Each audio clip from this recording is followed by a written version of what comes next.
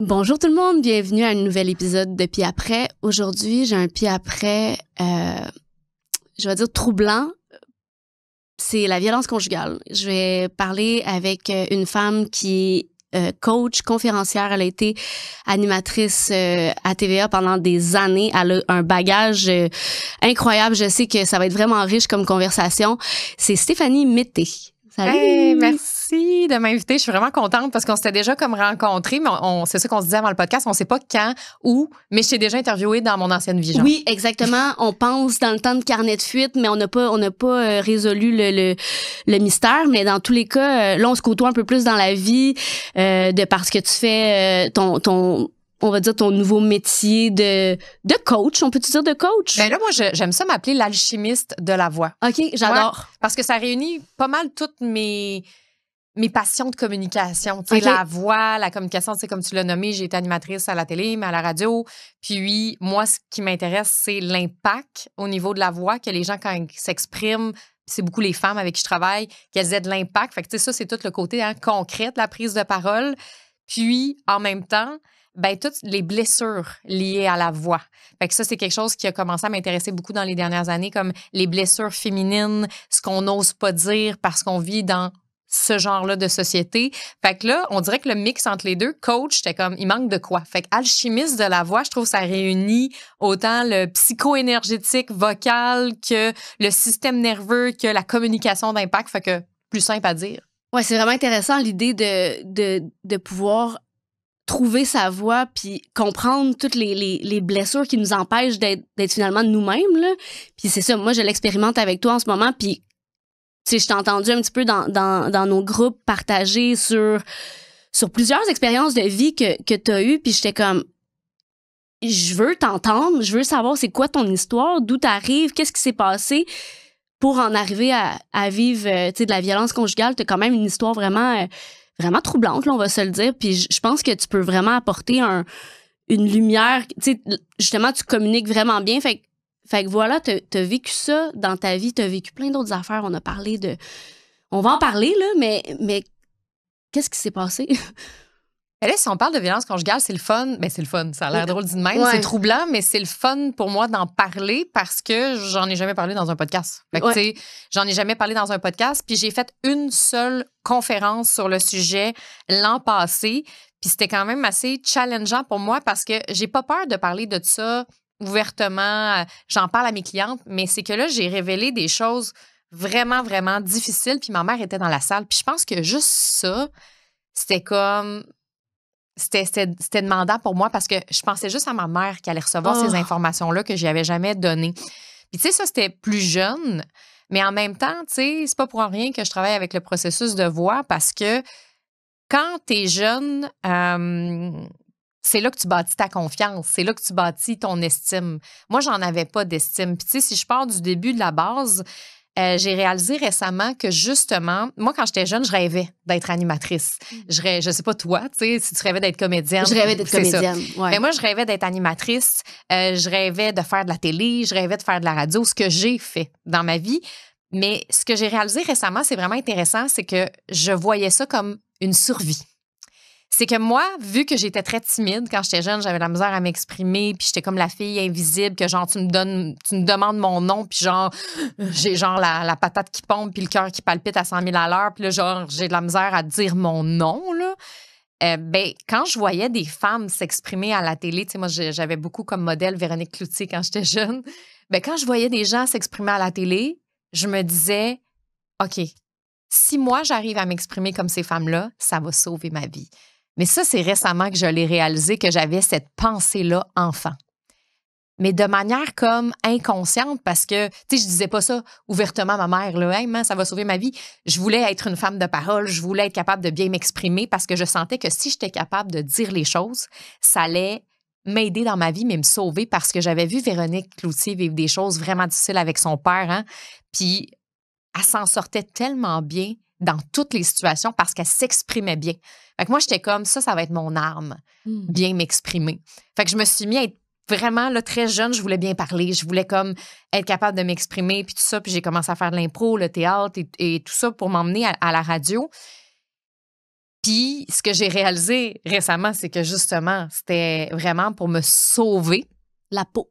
Me sauver la peau, parce que si je m'exprime bien, ben ça va faire comme si je vais être capable de me sauver, mais c'est pas vrai. C'est une armure, bien parler. Ouais, c'est un masque que tu portais d'une certaine manière, c'est ça? Exactement, parce que, tu sais, quand j'étais jeune, justement, ben je suis rentrée dans la violence conjugale à comme 13, 14 ans. Là, tu sais, puis je suis restée avec ce gars-là à peu près 5 ans.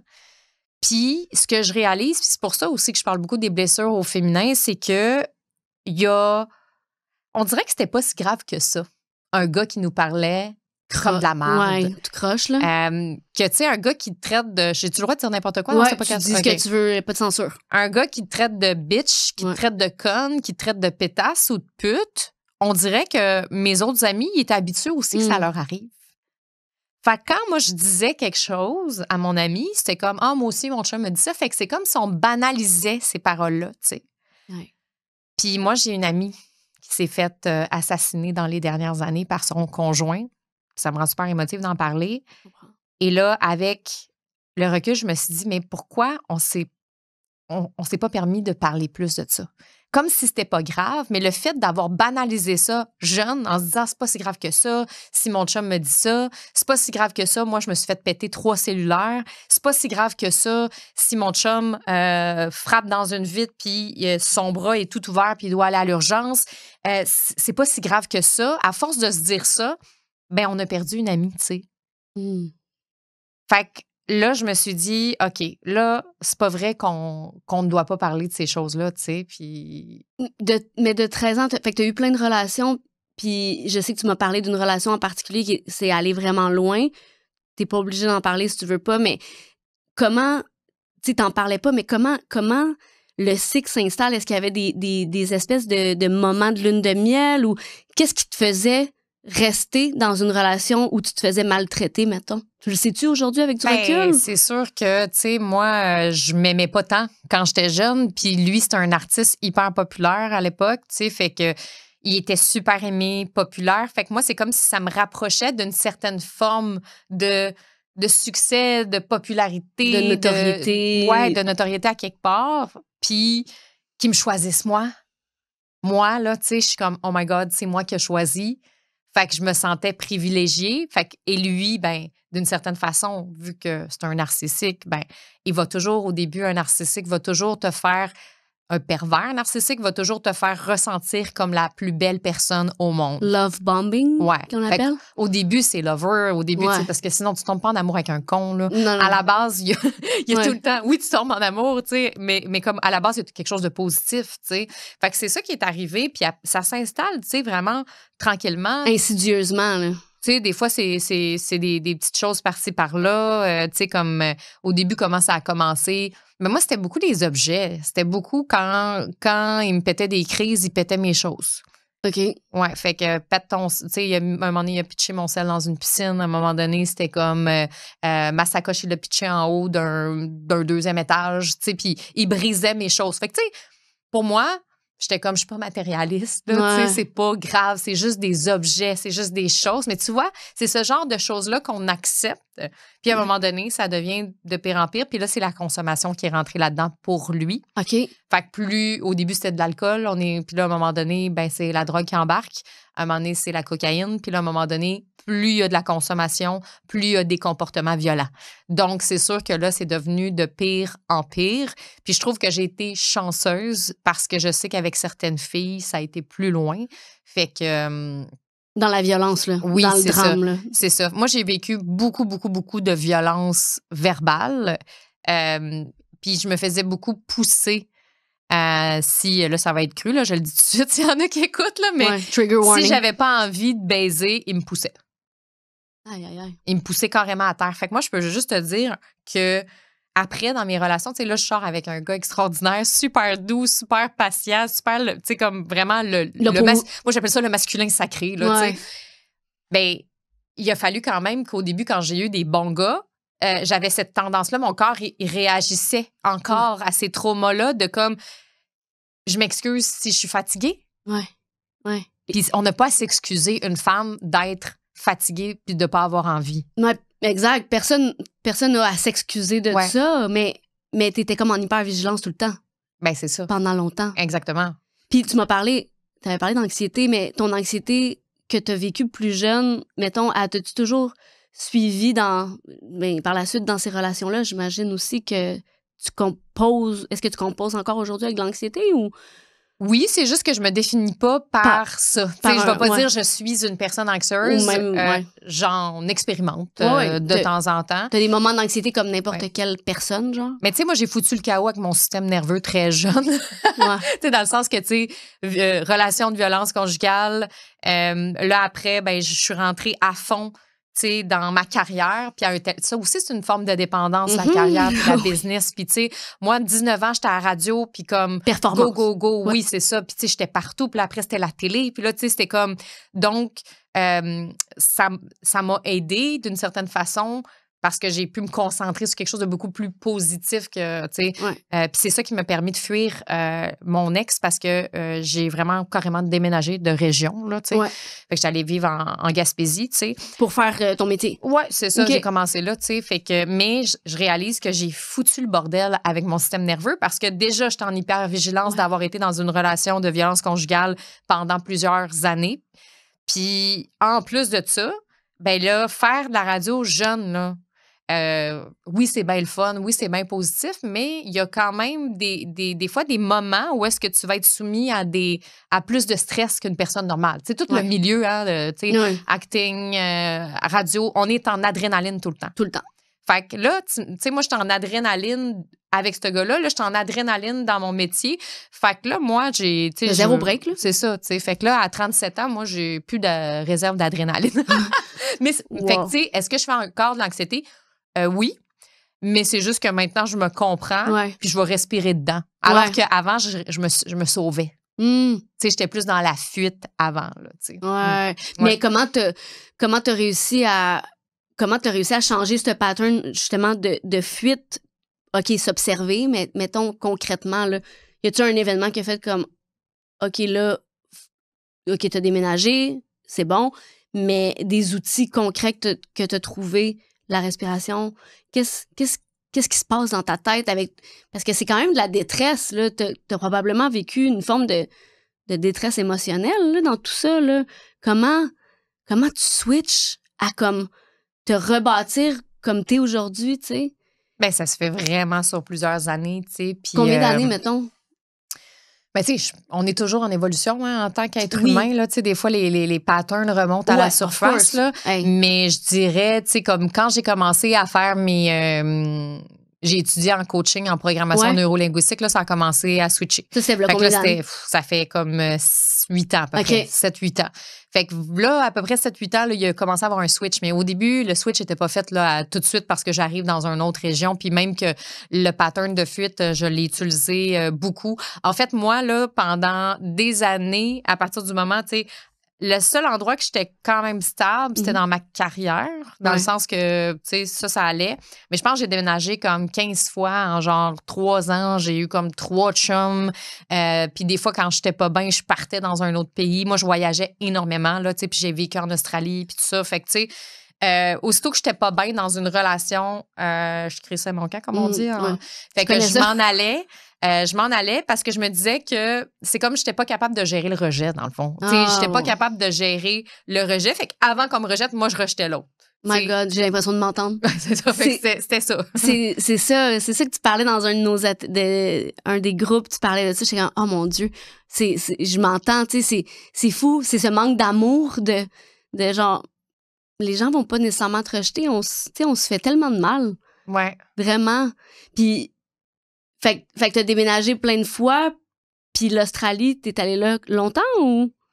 L'Australie, j'ai vécu là 1 an. OK. Puis ça, c'était un des pires moments, je te dirais, c'est drôle à dire que c'est un de mes pires moments de ma vie, puis un des plus beaux en même temps, là, genre de mix, là, tu sais, dans le sens que, tu sais, j'ai adoré l'Australie, vraiment, là, tu sais. Puis si tu regardais mes photos, là, j'avais une vie de rêve parce que j'habitais sur le bord de la plage. Je sortais avec un surfeur australien avec un six-pack. Tu sais, j'avais trouvé une job en radio là-bas. En anglais, je faisais de la figuration dans des séries australiennes. J'avais trouvé une job dans une radio francophone qui est un peu l'espèce de... un peu un genre de Radio-Canada en plusieurs langues, là. Puis moi, je faisais des reportages pour eux en français. J'avais une émission de radio en anglais de musique et j'étais journaliste en Nouvelle-Calédonie, tu sais. Fait que tu sais, ouais, ça a l'air weird. Wow! Wow. Fait que tu sais, moi, j'étais beaucoup guidée par mon intuition et tout ça. Puis... Ouais, parlons-en de ça après. Fait que là, ça, c'est cool. J'ai l'air d'avoir une vie parfaite, tu sais. Sur les réseaux, ben genre? oui, sur les réseaux. Mais en dedans, là, je me sens tellement vide. Je me souviens que je suis sur la plage, là, puis je suis comme, tu sais, je suis qui? Puis genre, je me sens pas bien. Puis je suis tombée enceinte à ce moment-là. Ouais, OK. Je suis tombée enceinte à ce moment-là, puis bon, je sais... J'aime les timelines. T'as quel âge, mettons, dans ce temps-là? C'était après je dois avoir 27? 20, non, plus jeune que ça. Au moins, peut-être 25, 24, 25. Mais c'est après la violence conjugale, là. Ouais. OK. Ouais. OK. Fait que c'est une autre... Tu rentres en relation fuite géographique, entre guillemets. Ouais, c'est ça, exact. Tu tombes enceinte. Ouais. Puis... Ben là, je peux pas. Tu sais, premièrement, je suis vraiment pas bien à ce moment-là dans ma vie. Faut dire que le gars avec qui je sors à ce moment-là, tu sais, j'ai pas resté assez longtemps pour bien le connaître. T'sais, oui, on était ensemble, mais on dirait que je peux pas dire que je le connaissais à 100%. Puis, il avait fait de la prison aux États-Unis. Fait que, comme honnêtement, j'avais tendance à attirer des bad boys. C'est exactement ce que je manifestais à l'univers. C'était ton aura. Ouais. Ah ouais, aura bad boy, tu sais. Ouais. Mais je croyais tellement pas au bon gars que je peux pas attirer un bon gars quand tu crois pas à ça, tu sais. 100%. Puis là, je me sentais comme je pouvais pas. En fait, tu sais, il y avait aussi des contraintes. Je sais qu'il y en a des fois qui écoutent le podcast puis qui peuvent juger ça, un avortement, mais en même temps, il faut qu'on en parle parce que à quelque part, il y en a plein de femmes qui le font puis qui ressentent de la honte. Moi, à ce moment-là, premièrement, je me sens pas bien. Fait que je sens vraiment, tu sais, je me sens comme psychologiquement pas tant dans ma meilleure phase de vie. Ouais. En plus, je m'informe si mon enfant naît en Australie. Il y a la citoyenneté australienne, canadienne, mais c'est l'Australie qui priorise. Tu sais, dans le sens que si je décide, moi, que je veux m'en aller au Québec puis que mon conjoint ne veut pas, l'enfant doit rester en Australie. Puis, tu sais, avec les patterns que j'ai vécus avec mon ex, là, je suis comme, oh non, moi, j'embarque pas là-dedans. Fait que j'ai préféré à ce moment-là me faire avorter. Puis, je me sentais pas bien. Je me sentais dépendante de ce gars-là parce que j'avais pas d'auto. J'étais, tu sais, comme je me sentais pris quand même. Ouais. Je me sentais pris quand même. Puis là, ma mère, elle m'a appelée. Puis ma mère, c'est la femme la plus positive sur la Terre, OK? Tout le temps de bonne humeur, puis tout le temps comme... Tu sais, elle fait partie de la génération de on ne partage pas nos émotions négatives, mais on est over-positif. Ouais. Fait que là, quand elle m'appelle puis qu'elle me dit « Stéphanie, il faut que tu rentres à la maison. Ton père est à l'hôpital. » Ben là, c'est sûr que quand elle m'a appelée puis qu'elle me dit ça, c'était une belle opportunité de fuir l'Australie. Mais, tu sais, je suis rentrée au Canada puis je ne suis plus jamais retournée en Australie, Ton père était... Mais t'as beaucoup de pieds après, on va se le dire. Là. Moi, je dis que la vie, c'est une vie de pieds après parce que c'est l'adversité. S'il n'y a pas d'adversité, on évolue comme pas, d'une certaine manière. T'sais. Ton père, il est à l'hôpital, il y a quoi? Il y a quoi? Quel âge? Non, il y a qu'est-ce qui se passe avec lui? C'est ça, mon père, il avait l'Alzheimer, en fait. En fait, plus précisément, c'est la démence à corps de Lewy, mais tu sais, c'est comme dans la famille de l'Alzheimer. Ouais. Moi, je m'en doutais quand même depuis des années, puis j'arrêtais pas de le dire à ma mère à ce moment-là. Mon père, il m'a eu à 55 ans. OK. Un nomade qui voyageait à travers le monde. Fait qu'il avait 80, dans le fond? Oui, c'est ça. Fait il était rendu à 80. OK. C'est comme là, il faudrait qu'on fasse le calcul. Là, ça fait quand même.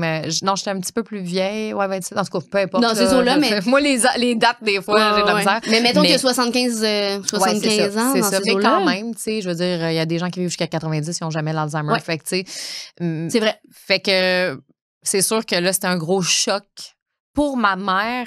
Pour moi aussi, mais je m'en doutais depuis des années, puis j'arrêtais pas de le dire à ma mère que je le voyais, tu sais, que c'était pas normal, qu'il y avait des oublis. À un moment donné, il s'est trompé de route. Tu sais, pour moi, il y avait plein d'affaires, il oubliait des mots. Tu sais, c'était clair pour moi qu'il y avait un début d'Alzheimer. Tu sais, je sais pas pourquoi je le savais, mais je le savais. Tu sais, j'avais pas connu personne d'autre qui avait ça, mais je le savais que c'était ça qu'il y avait. Puis ma mère, elle était dans le déni, c'est la vieillesse, nanana. Puis était aussi dans le déni quand c'est arrivé aussi, comme si elle pensait que ça allait s'améliorer ou, tu sais, mais que non, c'est dégénératif. Fait que c'est sûr qu'à partir de ce moment-là, moi, je repartais plus nulle part, là.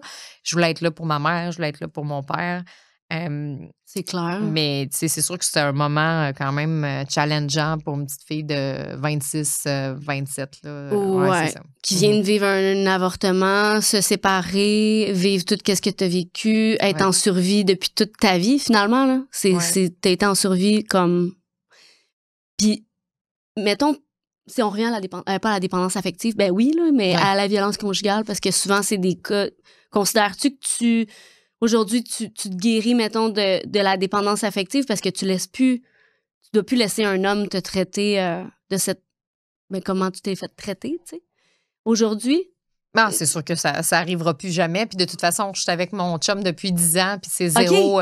C'est ça que je disais tantôt. Ouais. Mais j'étais avec mon chum depuis 10 ans. Fait que, tu sais, aujourd'hui, ça va super bien. Puis, tu sais, c'est comme vraiment pas un gars comme ça. Mais, tu sais, il y en a eu d'autres avant lui, pour que je sois capable de faire le process pour me rendre à lui aussi.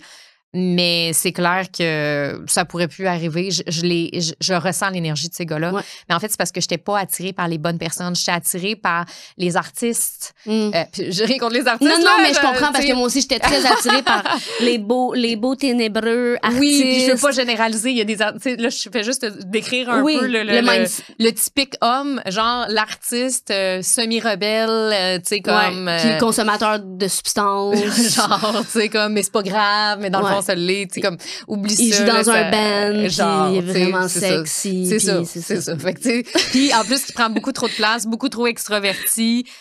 Ce que maintenant, je sais que c'est du narcissisme, là, tu sais, mais comme. Automatiquement ça?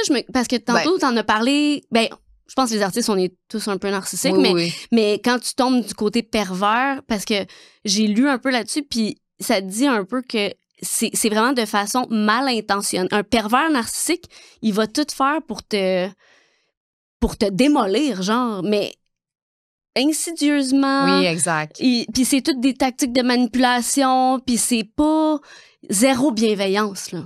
Non, c'est ça. Aucune. Fait que c'est pas la même affaire. On a tout du narcissisme en nous, les êtres humains. Tout le monde. Puis on est dans une ère de narcissisme extrême où est-ce que les gens ont besoin de partager leur succès, ce qui va bien, que tout est un trophée, ton bébé, ton chum, ta maison. Ça, c'est du narcissisme. Par contre, ça peut partir d'une intention positive à la base où, tu sais, le but, c'est pas tant... On le réalise pas, des fois. T'sais, moi, je suis toujours en questionnement des fois quand je fais des trucs sur les médias sociaux. C'était-tu du narcissisme, ça? Puis, tu sais, je pense que c'est intéressant parce que quand on se pose la question, c'est parce qu'on s'observe. Puis c'est correct, tu sais, d'en avoir un peu. Ça en prend pour faire qu'est-ce que tu fais puis qu'est-ce que je fais. Ben, on pourrait pas. On pourrait juste pas. On pourrait pas. Non, ce serait impossible de se mettre, tu sais, de prendre un micro si on n'a pas un moindrement des traits. Ben, j'aime pas le mot narcissique, non, mais. c'est ça. Puis, tu sais, en même temps, je veux dire, on a tout à l'intérieur de nous, tu sais, on a un côté ombre, on a un côté lumière, puis il en faut. J'avais déjà lu un livre d'un philosophe je me souviens plus c'était quoi le nom du livre exact, peut-être ça va me revenir, mais c'était, tu sais, soyez narcissique. Puis ce qu'il expliquait, c'est que on peut pas vivre sans ça parce que le narcissisme vient de l'ego, puis on peut pas vivre sans ego. 100%. Tu sais, on n'est pas Bouddha dans la vie, là. Puis, tu sais, comme entre toi puis moi, là, je veux dire, on peut choisir notre vie. On peut choisir d'aller méditer sur... une montagne. C'est ça, toute notre vie. Puis, comme, là, ça se peut qu'on soit capable d'atteindre des niveaux de conscience qui fait qu'à un moment donné, on n'aura plus aucun ego. Mais moi, c'est pas ce que je souhaite. J'ai envie d'avoir une carrière, j'ai envie d'avoir une vie professionnelle, j'ai envie de vivre dans la vie ici. Fait qu'automatiquement, c'est sûr qu'on va en avoir. C'est pas nécessairement malsain en soi si on le reconnaît puis qu'on est capable avec humilité de faire « Ah, OK, c'est bon ».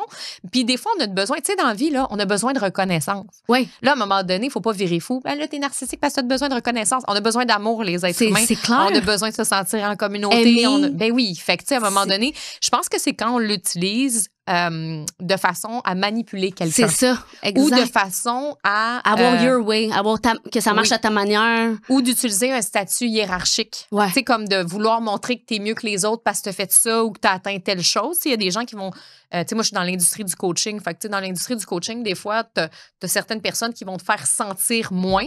Ça, pour moi, c'est du narcissisme, là, tu sais. Moi, j'ai toujours essayé le plus possible. Tu sais, comme, écoute, on est pareil, là, je veux dire, tu sais, que n'importe qui, peu importe. Tu veux élever les gens. La différence, je pense, c'est que en tout cas, de ce que je connais de toi, c'est que ton intention est d'aider puis d'élever les femmes, alors que des personnes qui vont faire des business de coaching vont faire ça pour se remonter puis faire comme je me compare, je suis bien meilleure qu'elle, mettons. Ou il y a comme une intention, je veux dire malveillante. Oui, puis tu sais, là, on parle d'industrie du coaching, mais c'est la même affaire dans tous les métiers. C'est ça la vérité. C'est comme ça dans tous les métiers. Mais absolument. Fait que cette partie-là, mais les pervers narcissiques, eux autres, ils vont vraiment te manipuler jusqu'à un point où est-ce que tu vas douter de tes propres pensées. Ouais. Ça, c'est quelque chose. Le gaslighting. Oui, exactement. Fait que, tu sais, des fois, on entend beaucoup de femmes. Tu sais, moi, c'est pas pour rien, je travaille dans les blessures féminines parce que là, on parle de gars, tu sais, on parle aujourd'hui de violence conjugale, mais moi, j'ai l'impression d'avoir plus vécu des blessures avec les femmes dans ma vie qu'avec les hommes. Intéressant. Parce que je l'ai pardonné, ce gars-là. Tu sais, c'est comme je l'ai pardonné énergétiquement, on va dire. Là, tu sais, comme je l'ai pardonné de ça. Mais tant mieux pour toi, pour vrai, parce que ta vie, elle doit être tellement plus douce. Oui, fait que ça, je l'ai pardonné. Mais après, tu sais, ce que je me suis rendu compte, c'est que, tu sais, il y avait beaucoup de blessures quand même féminines à travers ma vie. Puis il y a beaucoup de manipulations féminines aussi qui se trament, qui se jouent. Puis moi, c'est un peu ça que j'arrive, puis je fais comme, soyons donc honnêtes, les femmes, entre nous. 100%. Ouais. C'est parfois difficile. Moi, j'ai pas un cercle de femmes vraiment dans ma vie, là. Tu sais, je suis one of the boys beaucoup. Puis pas parce que j'ai vécu des grandes blessures, je pense pas, du moins, j'ai pas analysé, mais je trouve ça plus facile avec les gars. Je trouve ça plus simple. On dirait que mais oui, c'est comment aujourd'hui, mettons, toi, là, tu coaches des femmes tout le temps. T'es tout le temps avec des femmes. Comment tu le vis, justement? Mais tu sais, moi, j'étais cette femme-là, one of the boys. Puis j'étais cette femme-là qui était comme, hey, moi, c'est pas vrai que je vais être avec des filles, puis juste avec des filles. Puis je trouvais ça donc bien lourd. Puis comme quand j'ai embarqué dans mon propre processus, mon propre chemin personnel, ben j'ai réalisé qu'il y avait énormément de blessures insidieuses entre les femmes, des blessures qu'on réalise pas, qui datent de tellement, tellement longtemps, des siècles et des siècles avant. Tu sais, je veux dire, faut pas oublier qu'à l'époque des sorcières, on se trahissait entre nous. T'sais, fait qu'à l'époque des sorcières, puis il y a eu énormément de femmes qui ont été brûlées, mises sur le bûcher. Puis c'était qui te stoulait à l'autre? La femme. C'était ton ami. Aïe. Avec qui tu avais partagé dans un cercle de femmes 2 jours avant. Donc ça reste en nous. Et les femmes, ben il faut pas oublier qu'à la base, dans la survie de la femme, on doit se trouver un mari. Ben, tu sais. Entre guillemets, mais. Là, on parle dans la survie. Oui. Là, c'est pas. Moi, je me cherche pas un mari dans la vie, là, mais mon chum, on se mariera pas, là. Mais ce que je veux dire, c'est que. Pourquoi pas? On va en parler. Mais pourquoi pas? Mais tu sais, je dis mari, mais ce que je voulais plutôt dire, c'est quelqu'un qui va faire en sorte que tu vas avoir un enfant, te protéger. Ouais. Puis je suis pas nécessairement d'accord avec ça. Ça, c'est le patriarcat qui nous a amené ça.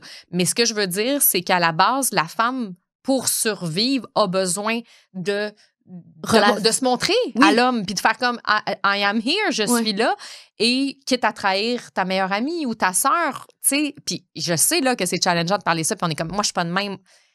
Mais no bullshit, on est tous un peu de même. Fait que, tu sais, à un moment donné, arrêtons de dire que t'arrives dans un groupe de femmes puis t'es full lovely, tu sais. Ouais. Parce que moi, justement, l'image que j'aime, tu sais, moi, je suis une femme qui aujourd'hui, j'ai mon collectif de femmes puis tout ça. Collectif, ça veut dire combien de femmes, mettons? Ben, tu sais, là, j'ai mon club des oratrices visionnaires. Il y a une centaine de femmes là-dedans. OK, quand même. T'sais.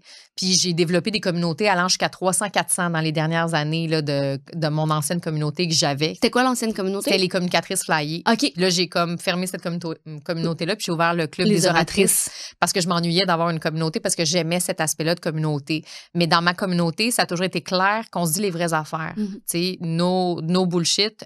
Faisons pas semblant d'être toutes les meilleures amies du monde. C'est pas ce qu'on ressent envers toutes les femmes. 100%. Puis, tu sais, moi, c'est drôle parce qu'une image qu'on voit beaucoup des fois sur le web dans les gens qui sont très spirituels, c'est, tu sais, des femmes qui dansent en robe blanche, tu sais, puis qui sourient à la lumière, tu sais. Puis il y a une partie de ça que je trouve beau puis que je crois, tu sais, parce que j'en ai des amis comme ça, puis ma communauté, je les aime, les femmes. Mais c'est pas vrai qu'on danse comme dans une pub de yogourt grec. L'image genre de yogourt grec carrément. Oui. Non, mais c'est pas ça, la vie. C'est pas ça, c'est ça. La vie, là, c'est que quand t'arrives... L'image était très claire. Ben, hein? complètement. Puis, tu sais, on imagine tout le post Instagram, là, on l'a tout dans la tête, là, mais oui. Fait que, tu sais, puis parce que moi, je danse avec mes clientes, j'en ai des vidéos. Puis tu chantes aussi. Oui, c'est ça. C'est juste que c'est pas vrai que tout est beau, tout est parfait, parce que la vérité, là, tu sais, c'est que en arrière, là, ça vient raviver, les femmes ensemble se ravivent énormément de blessures et de triggers. Puis quand tu vois une femme briller puis rayonner, ben ça se peut que ça vienne te trigger toi. Complètement. Puis justement, le meilleur exemple pour ça, c'est que j'ai fait un reel qui va probablement être publié dans les prochains jours où est-ce qu'on danse sous la pluie, moi puis mes clients. Puis c'est drôle, là, tu sais, parce qu'on a vraiment eu du fun. Je te crois. Mais l'arrière-scène de ça, là, l'arrière-scène de la danse sous la pluie, là, c'est que la journée 1, il y a une de mes clientes qui a dit à l'autre, je te trouve vraiment puissante puis ça me challenge. OK. Et là... C'est-tu à la retraite? Ouais, ben, je veux pas nommer de nom ou quoi que ce soit, tu sais, mais puis genre, on fait plein des retraites. Ça, exact, là, dans une retraite, excuse-moi. Non, c'est correct. C'est la fille comme, je suis dans un podcast, mais c'est correct, je dis pas de nom, tu sais. Fait que, et là, elle dit à une fille, tu sais, je te trouve vraiment puissante, puis comme, je sens ta puissance, puis ça m'intimide. Comme si elle se sentait pas assez à côté d'elle. Mais c'est ça qui se passe, moi, dans mes espaces. On nomme les choses. Il n'est pas question qu'on garde des trucs, parce que sinon, ça peut gâcher l'expérience de toute une personne. Les gens payent pour être là, tu sais. Ben oui. Et là, l'autre qui la regarde, puis qui l'accueille là-dedans, puis les deux filles, tu sais, qui se font un câlin, et l'autre qui me dit, en fait, des fois, je m'empêche de laisser aller ma puissance parce que j'ai peur de déranger d'autres femmes. Fait que, à quelque part, les deux, on s'auto-trigger toutes, tu sais. Fait que c'est pas vrai que t'arrives à quelque part puis qu'il y a genre 30 filles puis avec l'image de tantôt, c'est pas ça. Il y a des femmes qui vont te trigger. Il y a des femmes, c'est juste que moi, ce que j'aime pas, c'est quand les femmes font semblant que tout va bien. Ah, c'est que ça gosse. Ça, exactement. Je suis incapable. C'est ça. Incapable. Fait que moi, tu sais, fais pas semblant de m'aimer si tu m'aimes pas. Dis-moi-le, puis peut-être tu vas devenir ma meilleure amie. Parce que pour vrai, moi, il y a des femmes là, qui m'ont trigger dans ma vie, là, comme trigger, genre, tu sais, la femme que tu regardes, t'es comme, bon, on sait bien, elle a du succès, pis ci, pis ça. Mais dans le fond, si ça te trigger, c'est qu'il y a quelque chose. C'est un miroir, des fois. Exact, oui. Et là, moi, maintenant, quand ça m'arrive, je contacte la personne, puis j'ai dit... Wow, pour vrai? Ben oui, puis des fois, ça devient mes meilleurs amis. Parce que des fois, ce qui est intéressant, c'est que la personne qui te trigger, tu la trigger aussi. C'est probablement parce que c'est une affaire énergétique ou je sais pas trop, c'est quoi, là? Oui, c'est ça. Puis tu sais, là, on s'entend quel genre de trigger, c'est pas genre quelqu'un me trigger parce que c'est une femme qui manipule, nanana. Tu sais, c'est une femme à la base qui m'inspire dans son leadership, dans sa vision, dans sa beauté, dans ça. Puis là, moi, je suis comme, ben, on sait bien elle. Puis là, je fais comme, c'est quoi ce comportement-là? En même temps, faut pas faire semblant qu'on l'a pas. Non. C'est là que ça me dérange. Quand il y a une fille qui me dit, moi, je suis pas comme ça, je fais du développement personnel, ben moi, je peux pas croire à ça parce que toute notre vie, ce trigger-là peut arriver. On peut être trigger toute notre vie. Mais complètement. C'est juste d'être capable de se nommer les choses. De l'identifier, oui. Ah non, c'est super intéressant parce que, tu sais, le trigger, exemple de mettons, envier une autre femme. Là, on a parlé, c'est un peu ça l'exemple. C'est que c'est quoi que ça me dit à l'intérieur de moi? Si moi, je t'envie, je peux-tu m'inspirer de ce que toi, tu fais qui fonctionne au lieu de...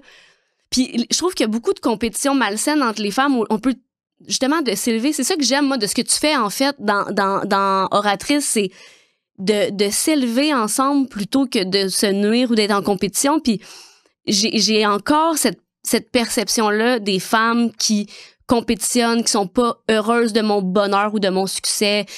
Moi, c'est encore ancré en moi. Fait que j'ai pas vraiment d'amis de femmes, tu sais, mais j'en veux. Mais tu vas en avoir dans ma communauté. Oui, c'est sûr, j'en ai déjà, je m'en suis déjà fait une ou deux, tu sais, mais puis c'est pas vrai qu'on aime tout le monde, je suis complètement d'accord, tu sais, c'est ça, c'est la transparence puis l'honnêteté qu'on n'est pas dans une société qui nous amène à ça. On va faire semblant. Ouais, puis c'est ça, c'est cet aspect-là qui fait que pendant longtemps, je préférais être one of the boys plutôt que de faire semblant de jouer cette gamique-là. En fait, je pense que depuis que je suis née, je ressens les incohérences. Genre, je lis ça comme ça. Fait que moi, quelqu'un qui fait semblant d'être fin mais qui veut pas vraiment l'être, je le ressens tellement fort que je suis pas bien. Je préfère que la personne me dise « Hey, je suis pas bien. » Ouais. Mais c'est comme l'hypersensibilité, c'est comme tu ressens les gens. Ben, tout le monde est hypersensible. Moi, je trouve que c'est un terme qui est comme super populaire. Là, mais c'est vrai qu'on est tous quand même sensibles, on est des humains. Là. Oui, c'est juste qu'on nous a appris à être forte. Ouais. On nous a appris à être forte, à avoir une carrière, à faire de l'argent, let's go, à comme... Fait que, tu sais, mais on a tout ça en nous, là, cette sensibilité-là. C'est juste que En fait, je pense que très jeune, j'étais comme ça, mais à un moment donné, en me faisant mon armure, à un moment donné, je ressentais plus rien. Là, puis à un moment donné, moi, j'ai consommé beaucoup quand j'étais jeune aussi. Fait que, tu consommais quoi? Alcool, genre? Beaucoup d'alcool, puis j'ai tout essayé pas mal les drogues. Mais tu sais, c'était ma phase. Après, tu sais, j'ai arrêté. Quand ma carrière a commencé à 19 ans, là, je prenais plus de drogue, mais j'étais bien bonne ces parties. Les 5 à 7, on aimait ça. Ouais, moi, je pouvais arriver, là, c'était assez intense, mes affaires. Je partais sur le party. Puis après, je faisais de la radio genre 3 heures plus tard. Là, aïe. Ouais. Mais je pourrais jamais faire ça aujourd'hui. Mais non. Mais là, t'as quel âge? 37 dans pas long. 37 dans pas long. Fait que, je sais pas quand est-ce que le podcast va être diffusé, mais je vais peut-être déjà avoir 37. Ouais. Mais ouais, c'est sûr qu'en vieillissant, le party, c'est plus tough. On va se le dire. Ouais. Mais moi, ça me fascine l'aspect... L'aspect justement de communauté de femmes, je trouve ça extraordinaire parce que ça en ce moment, moi mes perceptions sont en train de changer. J'apprends beaucoup, puis j'ai envie de guérir, genre tu sais, on en a parlé un petit peu là, l'abandon, puis c'est comme ma blessure que je pensais que j'avais réglée entre guillemets, puis finalement c'est zéro réglé là. Ça me nuit dans toute ma. Ouais. Ben, je sens qu'une femme qui veut faire de l'argent dans la vie là. Si elle ne guérit pas ses blessures de femme, elle va bloquer. Elle va stagner dans ses revenus. Fait que, tu sais, vu que moi, je travaille beaucoup avec des femmes d'affaires, j'ai réalisé que toutes les personnes qui m'ont poussée dans ma carrière, c'était des hommes. Pour vrai, hein? Toutes les personnes qui m'ont dit « t'es bonne, t'es capable », c'était beaucoup des hommes. Je ne dis pas qu'il n'y a pas eu de femmes, là. Je veux dire, il y en a des femmes. Puis, c'est pas négatif envers toutes les femmes. Il y a des femmes qui m'ont aidée aussi dans ma carrière, dans mon cheminement, mais c'est souvent les hommes qui m'ont beaucoup encouragée. Puis, à un moment donné, plus que tu grandis puis que ta business prend de l'expansion, mais là, on dirait qu'il arrive plein d'affaires. Il y a des femmes qui vont te manipuler, il y a des personnes qui vont... oui, il y a des personnes qui vont vouloir, tu sais, comme... s'approprier, pas s'approprier, mais... Ben, qui vont vouloir que tu les mettes en lumière, mais à travers... Tu sais, il y a comme une espèce de subtilité manipulatoire. Je comprends. Là, tu sais, où est-ce que là, à un moment donné... tu fais comme, OK, fait que c'est pas évident à réussir. Puis quand, tu sais, je te donne un exemple très simple. J'ai parlé d'argent sur les médias sociaux la semaine passée. OK. Je donnais des chiffres d'affaires, là. De temps en temps, j'en donne parce que je trouve que ça inspire les femmes qui veulent faire de l'argent. Puis ça fait partie d'une des choses que je fais avec les femmes. Fait que, tu sais, la voie de la monétisation, je trouve ça important d'en parler. Et là, il y a une femme qui me traite d'insolente parce que je parle d'argent. Okay. C'est quand même intéressant parce que le mot insolent, tu sais, le mot insolente, ça veut aussi dire une liberté excessive. Moi, je le prends, là, tu sais, je vois comme quelque chose de, tu sais, moi, ma liberté d'expression est comme tellement importante de tout nommer les choses. J'adore. Mais je sais que j'ai trigger cette femme-là, puis qu'il y a des femmes qui rentrent dans mes coachings, dans mon univers, qu'elles stagnent financièrement parce qu'elles ont peur de trigger inconsciemment les autres femmes autour d'elles. Soit leurs amis, soit leur mère. La relation avec la mère, ça, c'est vraiment important. Soit leur mère, soit leurs amis de filles qui font pas la même chose qu'elles, soit les femmes sur le web. Donc, et là, on dit se shrink, là, se rétrécissent. Elles se rétrécissent. Inconsciemment. Puis je réalise que c'est beaucoup... Oui, il y a les blessures du patriarcat puis tout ça, mais ça part tout de là. Les blessures des femmes partent de là. Mais tu sais, des fois, il y en a qui me disent t'es une drôle de féministe parce qu'on dirait que tu parles plus des blessures féminines que des blessures des hommes envers les femmes. Puis tu sais, j'ai vécu de la violence conjugale, mais c'est parce que j'ai découvert que, justement, c'est drôle à dire, mais tu sais, quand j'ai vécu la violence conjugale, je me suis pas tant fait supportée par des femmes, puis j'en avais des amis, là, puis tu sais, j'en veux pas à mes amis, je pense qu'on était jeunes, puis tout ça, mais on s'est pas tant supporté, puis ça, j'en veux un peu. D'une certaine façon, j'en veux. C'est comme pourquoi on n'était pas là l'une pour l'autre? Ouais. Pourquoi on s'est pas aidé? Pourquoi on s'est pas entraidé? Pourquoi, quand que j'ai dit à une de mes amies que, genre, mon chum n'était pas gentil avec moi, elle l'a banalisé. Tu sais, pourquoi est-ce que tu n'as pas pris au sérieux ce que je t'ai dit? Ouais. Fait que, tu sais, à quelque part, j'ai l'impression qu'on s'est fait plus de mal entre femmes. En tout cas, moi, dans ma vie à moi. Complètement d'accord. Ma vie à moi. Mon avis, ma vie. Ton avis, ta vie. Ouais. Complètement d'accord. Puis c'est vraiment important d'en parler parce que même les groupes là, de Women Empower Women, là, moi, des fois, j'y crois pas que j'y crois pas. C'est la même image que le yogourt grec. Oui, c'est la même affaire. Ouais. J'y crois à partir du moment où l'espace de sécurité et de communication est mis. Parce que, tu sais, moi, j'ai une communauté, mais je suis dans d'autres communautés. Tu sais, je crois pas juste en ma propre communauté. J'aime aussi être dans d'autres communautés. Absolument. Puis quand je choisis une communauté, ben, je vais tout de suite savoir si... il y a un fil? Si c'est un espace de communication sécuritaire. C'est la base. Si je sens l'énergie de tout le monde mais pas tout le monde est au-dessus de tout le monde, mais tu sais, le côté fake, ça se ressent. Oui, complètement. Si tu sens que tout le monde, tu sais, comme moi, là, les 5 à 7 en veston à sourire, là, tu sais, comme... tu sais, ce genre de choses-là. Là. Mais je dis pas que je veux pas mettre de veston puis que je veux pas aller dans des 5 à 7 des fois. C'est le fun, des fois, le réseautage. Oui, mais il y a des réseautages que j'aime où est-ce qu'on met des vestons. Mais ce que je veux dire, c'est que je te parle vraiment de l'image typique du 5 à 7 où tout le monde fait semblant d'être meilleurs les uns que les autres. Ouais. Puis leur succès, dans le fond, ce qu'ils ont accompli, puis ça. Puis mais c'est quoi ton struggle en ce moment? Avec quoi tu as de la misère? Moi, c'est ça qui m'intéresse. C'est quoi tes difficultés? Moi, j'aime pas le small talk. Ben non. J'aime le deep talk, le deep conversation. Mais en même temps, je sais que ça, c'est quelque chose que moi, je dois travailler personnellement. Ben, non, pas oversharing, mais c'est plus que, tu sais, avant de rentrer dans la chambre du gars que tu viens de rencontrer, les préliminaires sont importants. Puis c'est la même chose dans une conversation avec un humain. Moi, j'aimerais ça tout de suite aller dans la chambre. Dans le deep. Puis genre, je m'en vais sur ton lit puis tu me racontes ta vie, là, tu sais. Mais, tu sais, des fois, il en faut des petites questions style... Oh, il fait beau aujourd'hui. Ah, ton chandail orange, je l'aime. Moi, cette partie-là, je me sens mal à l'aise avec. Je me suis demandé à un moment donné, j'avais un trouble dans mon cerveau à cause de ça. J'étais comme, j'arrive pas, moi, cette partie-là, je me sens pas bien. Mais en même temps, c'est comme une porte d'entrée qui est quand même nécessaire parce que je l'ai étudiée aussi pour mes clientes. Ouais. En PNL ou? Non, mais dans mes cours en communication. OK.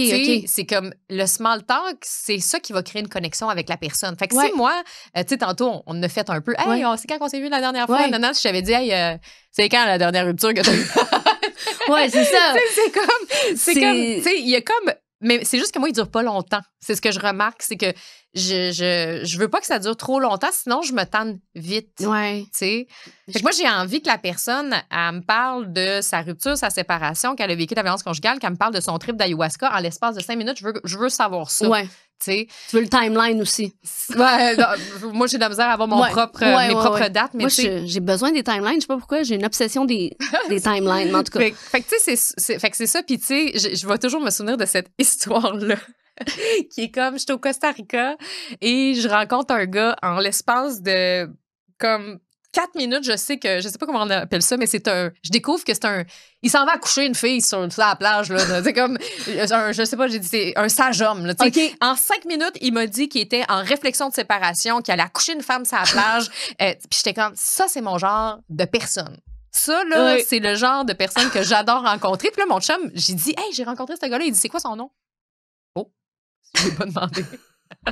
Je sais pas c'est quoi son nom, mais je sais que c'est un sage homme qui est en réflexion de rupture avec sa blonde. Puis c'est ça que j'avais besoin de savoir de lui. Wow.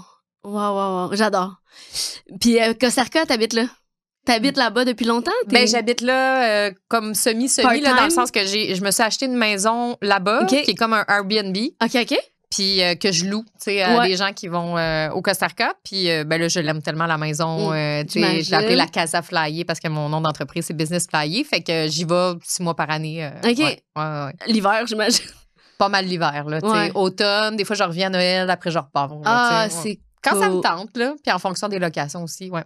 Puis tu parlais de que les femmes, ils bloquent quelque chose par rapport aux revenus, par rapport à, tu sais, le volet entrepreneur. Moi, c'est un bout qui m'intéresse beaucoup parce que tous les blocages, toutes les affaires inconscientes qu'on a, comment, avec les femmes que tu accompagnes, tu en viens qu'à comme débloquer ça?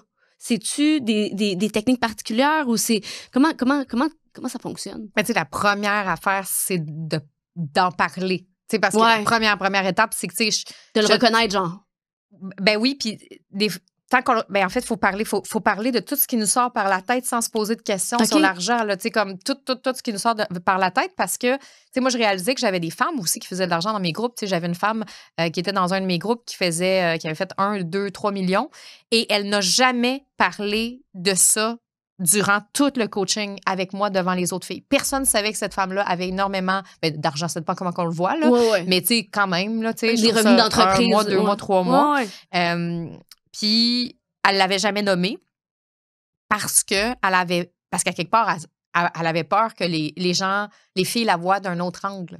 Puis, tu sais, je sais pas si tu as remarqué, mais quand tu as commencé, toi, dans le coaching avec moi, une des choses, je voulais pas que personne se présente au début selon leur rôle. Je voulais pas que personne dise ce qu'ils faisaient dans la vie. C'est ce que j'aime, d'ailleurs, du Costa Rica, c'est que les gens te demandent pas ce que tu fais dans la vie.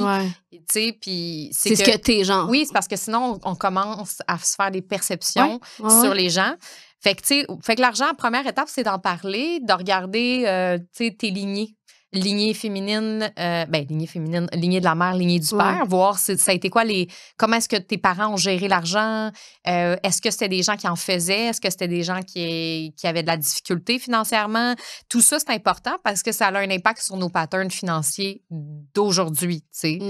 Fait que tu sais, je veux dire moi, mon père, je veux dire son rêve, c'était d'être millionnaire, puis il était tout le temps en train de se partir des business puis d'over-dépenser. Moi, j'ai eu un peu ce pattern-là aussi, là, tu sais. Moi, c'est juste que moi, la différence entre mon père, c'est que moi, j'en génère de l'argent, mais j'ai aussi cette facilité-là à dépenser. Et j'ai réalisé que, ce qui est vraiment intéressant avec l'argent, c'est que moi, j'ai généré de l'argent de manière phénoménale depuis des années. Moi, j'ai jamais eu de la misère à faire de l'argent. Puis ça trigger des femmes parce que j'ai des femmes dans mes groupes qui sont comme, moi, j'ai de la misère à payer ma fin de mois. Moi, je suis monoparentale. T'sais, moi, j'arrive pas. Il y a des filles qui ont de la difficulté à faire 2 000 $ de revenus par mois. Puis moi, je suis comme, moi, je peux te générer un 10 000 de même en un live. Il y en a qui viennent là. Tu te prends pour qui? Mais en même temps, j'ai besoin de le nommer parce que pour moi, je crois sincèrement que c'est facile de faire du cash demain. Ça, j'y crois vraiment. Puis j'y crois depuis longtemps que c'est facile de faire de l'argent. Fait que mon père, il avait cette espèce de mindset millionnaire American style. Là. Fait que j'ai été élevée quand même par des paroles de millionnaire. Je comprends. Mais il en faisait pas, par exemple. Mais ça, je savais pas. C'était dû paraître un peu, là. C'est juste qu'il y avait... C'était un gars qui écoutait beaucoup de développement personnel, mon père. Fait que il a été dans des MLM, il y a eu des business, tout ça. Fait que, tu sais, il écoutait beaucoup ça. Fait que ce discours-là, il me le transmettait, tu sais, mais je voyais pas tout le background. J'étais trop jeune aussi. Puis, tu sais, fait que, tu sais, moi, ça me rentrait quand même. On peut être riche, on peut être millionnaire, tu sais, comme... Fait que moi, j'avais quand même cet aspect-là. Puis, moi, j'ai toujours trouvé que c'était facile parce que très jeune, j'ai commencé à générer de l'argent. Tu sais, moi, à 15 ans, 16 ans, j'étais genre l'amie de ma gang qui avait un char, qui payait cash. Puis, tu sais, moi, j'ai tout le temps payé cash des affaires. Puis, ça a toujours été ça. Puis, ça a toujours été facile. Puis, tu sais, ma maison au Costa Rica, je l'ai payée cash. Fait que, tu sais, Fait qu'il y avait... Premièrement, j'avais besoin aussi de me prouver à moi-même que je suis capable de payer les affaires cash. Mais aussi, c'est que j'ai toujours eu cette facilité-là à faire de l'argent. Mais... c'est pas tout beau, tout parfait. J'ai réalisé que j'avais autant de facilité à la dépenser que d'en faire. Fait que là, c'est comme, tu sais, je peux faire 100 000 en une semaine, mais je leur dépense. Mais tu l'investis pas dans des choses qui vont te... Ben, à quelque part, j'ai acheté une maison, c'est un investissement. Bon. Oui, des actifs. Il y a eu des investissements, mais il y a eu quand même une partie... il y a eu des investissements, mais il y a eu des dépenses aussi. Puis l'investissement, pour moi, c'est quelque chose qui est rentable. La dépense, c'est pas toujours utile. Mais j'ai réalisé que quelque chose de bien intéressant, par exemple, c'est que le pattern que j'avais à l'intérieur de moi, c'est en lien avec l'amour de moi-même. OK. C'est que quand je recevais de l'argent, l'abondance, c'est comme de l'amour. Parce que surtout dans un domaine comme le nôtre, les gens te choisissent comme enseignante, les gens te choisissent comme experte. Donc, il y a aussi une forme d'amour que 100%. Tu reçois. Moi, quand je recevais l'amour, la recevoir, tu sais, comme attirer, ça va. Mais une fois que je la reçois, je suis pas capable de la garder, de la conserver. Fait que je m'en débarrasse. Exactement. Fait que j'ai réalisé que j'avais ce pattern-là récemment. Puis ça m'a vraiment aidé là, dans mon processus à l'argent. Ça m'a fait réaliser, en fait, que je devais conserver l'argent. Du moins un certain temps. Oui, de vraiment, là, tu sais, d'être plus dans une conscience, puis de vraiment comme la savourer quand elle est là, au lieu de tout de suite t'en débarrasser. Il y a une affaire que j'avais lue un moment donné, je me rappelle plus dans quoi, mais ça disait, tu sais, quand tu payes un bill, exemple, un bill d'hydro, même si ça te fait vraiment chier de payer un bill d'hydro, dis merci. Comme... Hey, merci à tes impôts, merci. Ouais, merci. Je suis capable de payer mon bill de 1000 $ d'hydro. Exact. Je suis capable de... Exact. Merci. Puis j'avais acheté ça, moi. Puis le côté que l'argent, c'est de l'énergie. Je sais pas si tu es dans cette... Ben, moi, je crois beaucoup à ça parce que c'est tellement facile pour moi d'en générer, tu sais, parce que si je me mets dans l'énergie que je suis prête à en générer, j'en génère. Ouais. Et tu sais, en même temps, il y a des comportements là-dedans. Là. C'est pas juste... Oui, il y a de l'énergie, mais il y a des comportements à avoir. Il faut que ton énergie matche avec les comportements, dans le sens que, tu sais, si tu dis, moi, j'ai l'énergie de recevoir de l'argent, mais tu fais rien, ça marchera pas. C'est pas le secret. Non, c'est pas le secret. C'est pas genre, j'écris une lettre, un chèque de 2 millions, s'il vous plaît, dans ma boîte aux lettres. Je danse avec les femmes dans une pub de yogourt grec et j'attends de recevoir l'argent. Non. Exactement. Moi, je suis la personne, quand je feel l'énergie, quand je feel l'abondance, je me mets dans cette énergie-là. Et là, j'ai du fun. Moi, j'ai du fun. Moi, je vois ça comme un jeu. Tu sais, je suis comme, oh my God, j'ai du fun. Puis puis c'est drôle parce que mon chum, lui, il est comme dans des croyances financières autres. Tu sais, la sécurité, c'est quelque chose d'important. Okay. Moi, c'est pas que je crois pas à la sécurité, c'est juste que moi, dans le fond, je veux m'amuser. Oui, 100%. Fait que moi, des fois, je suis comme... Là, mon chum est là. Il panique des fois, puis je suis comme, mais non, on va faire 50 000 demain. Là, il est comme, hey, voyons! Tu sais, puis ça le fait. Ça le fait. C'est malade. Le fait, mais parce que j'y crois profondément. Oui, t'as une foi inébranlable. T'as une foi comme, tu le sais que tout... Ça. Mais je peux ne pas l'avoir aussi. Si je suis dans un moment où je vais pas bien, ou est-ce que je me sens désalignée, ou est-ce que je me sens, tu sais, comme, il y a rien qui va marcher. Ouais, mais en même temps, mettons là, que t'es désaligné, là. Ça doit pas durer super longtemps, ton désalignement, parce que tu le sais. Ben, ça dépend. Ça dépend. Ça arrive encore, mettons, des épisodes un peu plus... Ben, j'ai vécu un gros chaos comme dans la dernière année. Oui, t'avais fait un revirement de... C'est ça. Fait que là c'était le bordel dans tout. Là, c'était le bordel financier, c'était le bordel, tu sais, dans mon équipe, c'était le bordel, tu sais, comme c'était le bordel un peu dans tout, on va dire ça comme ça. Là, je connais ça, ça aussi. Fait que ça, c'était le bordel, mais c'est moi qui l'ai foutu, là. En quelque sorte, on est souvent responsable un peu on est toujours responsable. Tu sais, puis fait que, à quelque part, puis là, je me cherchais, puis tu sais, je manquais d'espace. Puis là, j'étais vraiment trop dans le doing, là, tu sais. Puis là, quand tu tombes dans le doing, t'as plus d'espace, puis le message, il émerge moins, là. Fait que, tu sais, l'espèce de réalignement, il est difficile à se faire quand t'as pas d'espace, là, tu sais. Fait que... Oh mon Dieu, ça me parle tellement, ça. On dirait que je suis un peu là-dedans. Mais c'est vraiment intéressant de t'entendre parce que c'est... En tout cas, pour moi, ça résonne. Je suis sûre que ça va résonner avec les gens qui écoutent. C'est ton affaire de millionaire mindset. Tu sais, moi, je crois à la capacité des humains de se transformer, puis aussi de se créer une vie incroyable. Mais moi-même, j'ai des limitations par rapport à l'argent, mais moi, ça me trigger pas. Je trouve ça, je suis curieuse, puis je veux savoir, ça m'intéresse, puis je sais pas si j'ai juste switché mon affaire de trigger. Je veux apprendre. Fait que je suis vraiment contente que tu m'en parles. Ben oui, puis en fait, si l'argent te stimule, c'est bon signe. Si elle t'active, là, c'est une autre affaire. OK, c'est quoi? Ça veut dire quoi? Ben là, tu sais, si ça te stimule de voir des femmes qui font de l'argent, moi, c'est ça que ça me faisait. Puis c'est pour ça que moi, je parle d'argent. Parce que moi, quand des femmes parlent, si elles parlent juste de ça tout le temps, tous les jours, là, c'est une chose. Oui. Moi, j'aime des femmes authentiques. Moi, je parle quand j'ai pas d'argent aussi. Fait que, tu sais, j'en parle quand j'en ai, mais j'en parle quand j'en ai pas eu pour que les gens me voient. Tu sais, moi, dans mon ancien podcast que j'avais, je décortiquais mes lancements en détail. Wow. Fait que, tu sais, je veux dire, je dis tout. OK, j'ai eu moins 60 000 ce mois-ci. J'ai eu plus ça. Non. Fait que les gens savent que, oui, je partage mes succès, mais je partage aussi ce qui va moins bien. C'est ça. Fait que là, les gens, ça, le savent à partir de ce moment-là. Puis, la différence entre être stimulé et être activé, c'est stimulé, c'est que tu vois d'autres femmes avoir de l'argent, puis tu te dis, c'est possible pour moi aussi. Fait que je veux y arriver. Je veux y accéder, Il peut des fois avoir une espèce de frustration qui embarque et comme, ben comment ça, j'y suis pas, mais un grand pourcentage du temps, tu es stimulé. Moi, ça m'a toujours stimulé, mais il y en a qui sont activés. Okay. Activé, ça veut dire qu'il y a une blessure qui s'active. Ouais. Ça veut dire que, comment ça, donc, elle en parle de ça? Tu sais, comme l'autre fois quand je me suis fait traiter d'insolente. Ouais. Parce que je parlais d'argent, ou c'est quoi ton problème de parler de ti, ou t'as pas. Moi, je sens pas que j'ai besoin de parler de ça parce que j'ai de l'humilité, ou tu sais, ces affaires-là. Ouais. Ben, tu vois que la personne, il y a quelque chose qui la dérange là-dedans. C'est beaucoup des femmes. Ouais. C'est rarement un homme qui va m'écrire ça parce que les hommes ont un meilleur money mindset. Oui. T'sais? Oui. Fait que c'est bien rare un gars qui va t'écrire c'est quoi ton problème? Jamais. Ouais. Tu verras, moi, en tout cas, ça m'est jamais arrivé. Je dis pas que c'est jamais, mais ça m'est jamais, moi, arrivé qu'un homme m'écrive pour me dire que je les trigger par rapport à l'argent. Wow. Au contraire, les hommes me félicitent. Ben oui, c'est ça. Mais les femmes, c'est comme ouais. Elle. Et là, c'est là qu'on voit. C'est quoi ça? C'est le comportement de survie envers la femme. Oh, wow. Fait que, tu sais, il y a ça qui est trigger. Puis je vois quelque chose aussi beaucoup en lien avec la mère aussi. Ouais. Il y a des femmes qui ont eu une mère qui n'avait pas beaucoup d'argent et qui se sentent des fois en loyauté avec leur mère. Fait que la loyauté fait en sorte que ça peut être invisible, la loyauté est visible. Dans le sens que des fois, c'est comme une... Tu sais, tu veux pas faire plus que ta mère, puis ta mère, qu'elle se sente dévalorisée. Fait que là, t'es mieux de comme rester encore une fois petite. Même affaire avec une sœur. Mm-hmm. Ta sœur, si elle a rushé dans sa vie, nanana. Ouais, ça revient à se shrinker, puis il y a tellement de femmes qui font ça, puis c'est Marianne Williamson, je le dis souvent, mais elle dit que on a plus peur de notre lumière que de notre... On a peur de briller. Ben oui. Les humains. Ben mais on peut shiner. Oui. Puis c'est pas parce que toi, tu shines que ça m'enlève de quoi? Non, c'est ça. Mais en fait, c'est parce que l'affaire, c'est que le succès apporte plus de changements que l'échec.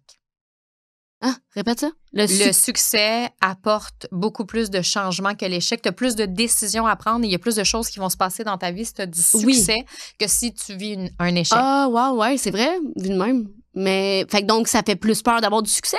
Oui, mais inconsciemment. Inconsciemment. Parce que les gens disent qu'ils veulent pas échouer. Ouais. Mais la vérité, c'est que échouer, on est habitué. Oui, c'est ça. On est très habitué. On est quand même pas pire pour échouer, les êtres humains. Ouais. Mais et se saboter.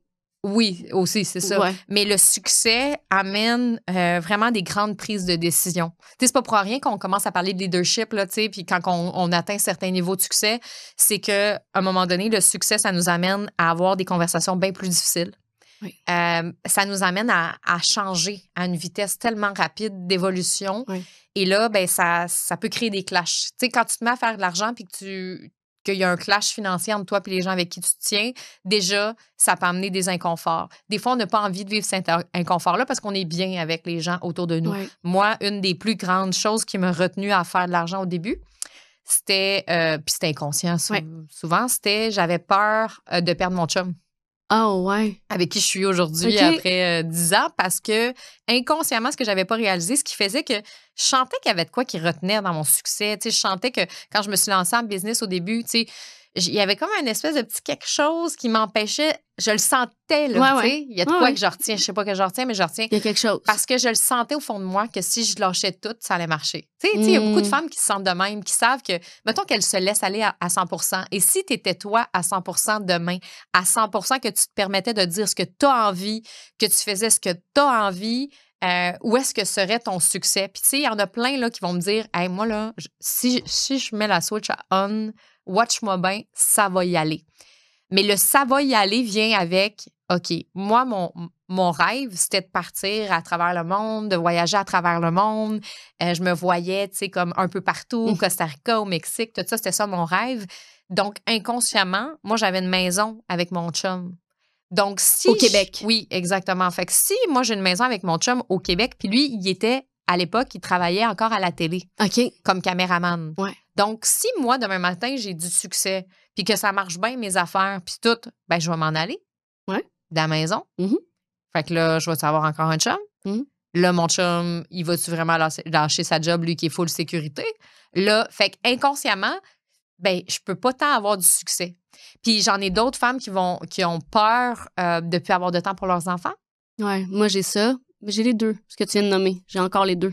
Fait que c'est ça qui retient vraiment. Là. C'est comme si tu restes un peu dans le confort. Oui. Dans le confort. C'est ça, dans l'énergie un peu, j'appelle ça un petit peu contrôle freak, c'est que tu contrôles un peu, c'est parce que tu veux être sûr. Puis en même temps, c'est correct de faire des choix conscients. Tu sais, dans la vie, je veux dire, moi, j'aurais pu avoir du succès, que ma business pète, puis pas partir en voyage, mais c'est parce que je savais que c'est ça que je voulais. Ouais.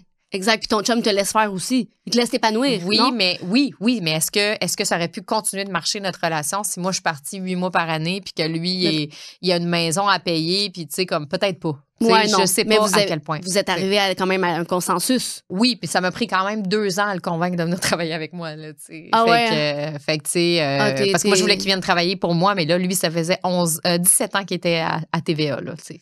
Sécurité. Oui. Puis lui, moi, tu sais, il voyait ma mentalité visionnaire, rêveuse. Tu sais, on voyage, on part à travers le monde, j'ai une idée, je lance ça. Tu sais, il faut un visionnaire dans une entreprise, mais c'est le fun qu'il y ait quelqu'un qui serre la vis en arrière. Oui, absolument. Fait que mon chum, il est plus comme ça. Puis lui, il avait besoin de son salaire C'est parfait fit, là. Oui. Finalement. Oui. C'est juste qu'au début, il avait peur. Ouais. Puis, fait que là, j'ai trouvé un terrain d'entente qui était « Prends une année sabbatique. » Oh, nice. Puis là, lui, ça le sécurisait. Puis là, finalement, ben... Ça a bien marché. Exactement. Fait que là, c'est rendu ton partner en affaires. Ben, c'est ma business. C'est ta business, mais il travaille travaille pour toi, avec toi. Oui, il travaille avec toi. moi. On va dire avec plutôt que pour. Oui, c'est ça. Mais c'est donc beau. Ouais, c'est vraiment cool. Je suis contente pour toi, pour vrai, parce que c'est tellement stimulant aussi quand on a les gens proches qu'on aime avec nous. Puis je sais que je suis en train de bloquer mon prochain niveau aussi à cause que je sais pas si je vais avoir des enfants. Fait que tu vois, il y a tout le temps quelque chose parce que moi, je vois c'est quoi ma prochaine étape. Ouais. Puis quand je la vois, ma prochaine étape, c'est comme si ça me fait peur. Parce que je me dis, si je fais ça, peux-tu avoir un enfant ou pas? Puis je le sais pas. Fait que là, c'est comme une espèce de... Mais pourquoi tu pourrais pas avoir d'enfant?